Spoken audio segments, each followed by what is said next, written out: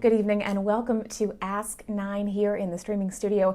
I'm Becky Phelps. It's just me today, no Jim, because we have a very special guest who's going to join us in just a bit. Now, KCRG does a lot of investigations as stories, and that means that our reporters spend a lot of extra time going through these. They take a little bit more legwork. The stories are often longer and more in-depth than some of our day-to-day reports. Today, we are talking with TV9's Keegan Turnbough, who has been working on a really interesting story about how nitrates are impacting the water of Iowans. So we've noticed nitrate levels are rising in Iowa. So Keegan went out to find out exactly how much that is having an impact on people, especially the hundreds of thousands of Iowans who get their water from a private well. So we are going to watch Keegan's story now in full, and then right after, he's going to join us via Zoom from Dubuque to break down the story. So I'll let you try a glass here. It's nice and clear. Laura Quaid-Gudenkoff and her husband, Kurt, built their dream home in rural Dubuque County 4 years ago. From the layout to the fixtures, every detail mattered. But perhaps none was more important than an essential. They paid more than $20,000 to build a private well and treat the water. We knew the importance of having the well tested right away, not just for bacteria, but nitrates. So we did that right away. And then every year we continue to have it tested. Nitrates are a particular concern in farm-heavy states like Iowa. The chemicals are common in fertilizers and make their way into rivers and streams. Regularly drinking water with high levels of nitrates can impact how blood cells carry oxygen. It's particularly dangerous for babies, linked to the fatal blue baby syndrome. And nitrate levels in Iowa are rising. Testing of Iowa's public water systems in 2014 found 44% of Iowa's public water systems had at least some level of nitrates. A decade later, that number is now 54%. This water comes from the tap at KCRG's Dubuque Bureau, comes from the city's water system, which regularly tests for nitrates and other contaminants. But if you're on a private well, that responsibility falls to you.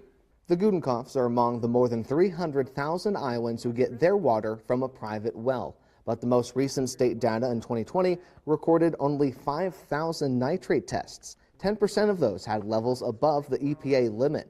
David Swertney, the director of the University of Iowa Center for Health Effects of Environmental Contamination, says it's clear more private wells need to test, and test every year. That sort of blends with the groundwater that they're using. It can vary with season and with the composition of those streams and creeks. And so we need to get more people testing, and we need to get more frequent testing even of the folks that have tested. The Gudenkoffs' annual testing comes at no expense, thanks to Iowa's Private Well Grants program. In Dubuque County, Public Health Executive Director Allie White says the county has tested more than 1,000 private wells in the last 3 years, all free to the homeowner through the program. And it can help with more than just testing. There's also financial assistance to remediate whatever problems might be uncovered. So if we do find contaminants like E. coli or other bacteria, there's financial assistance to assist those homeowners. That can cover shocking the well to helping pay for rebuilding the well altogether, but it won't cover treatment for nitrates, which is commonly done through a reverse osmosis system. Swertney says it's effective, but costly. Really minimizing health risks through drinking water for private well consumers, but they can run hundreds to thousands of dollars and then need annual maintenance. The results for the Gudenkoffs' water? Here's to living in Dubuque County, having the best water. Their annual nitrate tests show it's safe to drink. It's a big expense too to drill your own well and everything, so you hope when you get the test back from the county, your fingers are crossed that you're going to get a good test result. To sign up for free well testing, you can reach out to your local county health department. We also have more information about the program on our website. In Dubuque, Keegan Turnbough, KCRG TV9 News. Keegan joining us all the way from Dubuque right now. Thank you so much for joining us. We just saw your story. This I found so interesting because, like, I've got my water right here. I almost never think about what's in it. Yeah, absolutely. Like it's something that we all just take so much for granted. Say I got mine right over here. The sometimes I forget that, but water's critical. It's something that's so essential. And if you live in Dubuque, where you said where I am right now, you're in Cedar Rapids. If you're in a city, how your water is treated, you can rely on the city government, the county. There are federal regulations that they have to abide by to treat your water, and they can be punished. They can be fined if they don't maintain water standards to a certain level. Something that this story focuses on is nitrates, which is a particular concern in states like Iowa. It's common in things like fertilizer and can make its way into rivers and streams. And if your water does have nitrates in it, high levels of nitrates can over time impact how blood cells carry oxygen. And it's particularly dangerous for babies, linked to the fatal blue baby syndrome. And if you're in a city, the how making sure that your water doesn't have that is the responsibility of that city. But as this story talked about, if you're in a private well, that responsibility is on you. And as we saw, as I talked to a good number of folks, uh, there's just not enough people testing in Iowa. About 300,000 Iowans rely on private wells for water, and only about 5,000 of those tested. And so there's just this huge gap between the folks that are testing who have private wells and the folks who aren't. And because of that, are potentially more at risk for the side effects that nitrates can bring. So this is obviously impacting a lot of people, but how did you find out about this story and how long have you been working on it? This has been a few months in the works for sure. And the how I'd kind of come upon this story or this idea to look at rural Iowans and private well drinkers, it started last summer when the Des Moines Water Works, more than 600,000 Central Iowans couldn't water their lawns or wash their cars because of high nitrate levels. And I used to live in Des Moines for some time. And so I have friends and family in that area. And so I heard about the effects of that. And just thinking about some of the other folks that I've met here in the Dubuque County area who rely on private wells for drinking, that got me thinking, what about those folks? If you don't rely on this city to make sure that your water's safe, what do you have? And it turns out it's you. That's what led to this story. And some of the folks that I talked to said that this is an important issue, that not enough people know that that responsibility is on them. And even if they do know that the responsibility is on them, they don't necessarily have the resources or knowledge to what are the next steps. And that kind of led to the genesis of this story. The resources are a huge part of this. I mean, because you think it's impacting so many people, it's so important. So what's holding them back from making sure they have that safe water? You mentioned the testing is free, but to fix it is really a lot of money. So I'd imagine that's maybe one of the main barriers here. Absolutely. The testing is free. Thanks to Iowa's private well grants program, you can reach out to your local county health department, and they'll set you up with a test to find out if you have nitrates or other contaminants like E. coli and other bacteria. And interestingly enough, if it does find E. coli or other bacteria, that can be treated with financial assistance. But if it detects nitrates, that's not something that you can get financial help for currently. And I talked to David Swerney with the University of Iowa Center for Health Effects of Environmental Contamination. And he said that that can be costly to treat your well. It's typically done through something called a reverse osmosis system. And depending on the size of your well and just how like the level of nitrates that there are, that can cost hundreds to thousands of dollars to do, and potentially more than once. Yeah, reverse osmosis is something that just sounds expensive when you say it out loud. It sounds very complicated.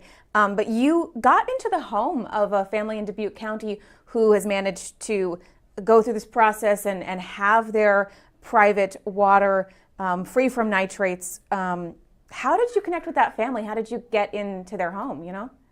Yeah, I talked to the Dubuque County Health Department, and they gave me a list of folks in Dubuque County that had gone through this free testing, and shared with me the results, and with the homeowner's permission, of course. And I was able to get connected with the homeowner through there, Laura Quaid Gudenkoff and her husband Kurt. Laura grew up in rural Iowa, and is very familiar with, grew up with a private well. That's how she got her water for years. But the something that she learned from a very young age was the fact that you can't really see, like, you can see if water's dirty or not, but in terms of nitrates and the safety of it, that's not something you can visually see. And so when she built a new home here just a few years ago in Dubuque County, she wanted to make sure, well, that was a priority, was making sure she had clean water. And they spent more than $20,000 to build and immediately treat that well to make sure that they had safe, clean drinking water. That was a priority to them, and something they were financially able to do, and are grateful for being in a financial position to do something like that. But we're also, also openly admitted to the fact that they feel bad for folks that aren't in that position to spend hundreds and thousands of dollars to make sure that their drinking water is safe. Absolutely. You've been working on this for months now. In the process, is there anything that you came across that really surprised you as you really had to learn a lot about this topic? Yeah, I think I was shocked of just the disparity, and I mentioned it earlier. The amount of people in Iowa who have private wells, it's hard to get an exact figure, but it's commonly estimated to be around 300,000 Iowans relying on private wells to get their water. And knowing that of those 300,000, 5,000 regularly test. And something that David Swerdney's told me with the University of Iowa was the fact that if you just test once, that's not enough. You have to make sure that you're regularly testing again and again, especially if you live close to rivers or streams, because the water that's moving through there can affect the water that is in your well, depending on the quality of that well, the age of it, and can affect the water quality of your well. So you need to make sure that you're not only testing once, but he recommended annually. But again, 300,000 Iowans have private wells, 5,000 test. So there's so many people here in Iowa who are potentially at risk and are potentially drinking water with high nitrates and don't even know it. And it's not just Iowans that these nitrates are having an impact on. Tonight's story, obviously a fantastic look at Iowa, but you've got a part 2 coming tomorrow that talks about the impact that nitrates are having far away from Iowa, something called the dead zone. Give us a preview about tomorrow's story. Tomorrow's story, that will dive into what's called the dead zone, right off the Gulf, off of New Orleans. That area, that is an area of more than 4,000 square miles in the Gulf, because if there are nitrates here in Iowa that eventually find their way into the Mississippi River, that's going to continue to flow downstream. And it's not just from Iowa, it's from other farming states as well, Illinois, Missouri, as the Mississippi River continues to go south towards the Gulf, and it continually collects more nitrates and other contaminants. When it gets to the Gulf, it just kind of sits there. And something the nitrate does, I mentioned its effects in the human body, where it cuts off your blood cells' ability to collect oxygen. It does the same thing, but just at a higher quantity, a higher size, a bigger area in the Gulf.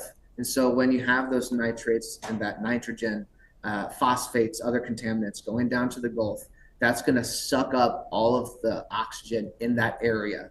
And if If an animal detects that and is able to move, they do.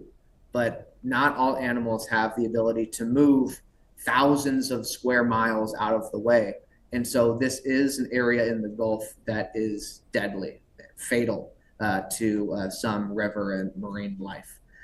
But as of recent, that dead zone in the Gulf is shrinking by thousands of square miles. We'll talk about just how much it's shrank and how the effects and how some of the conservation practices of Iowa farmers who are mitigating their nitrate runoff, how that can be one of the steps, how that is one of the steps that is leading to the shrinking of this dead zone, making it safer for more marine life, as well as what this Iowa farmer told me. He feels like it's not only the environmentally responsible thing to do, but also the financially responsible thing to do. We'll dive into all of that tomorrow in the part 2 of this nitrate I-9.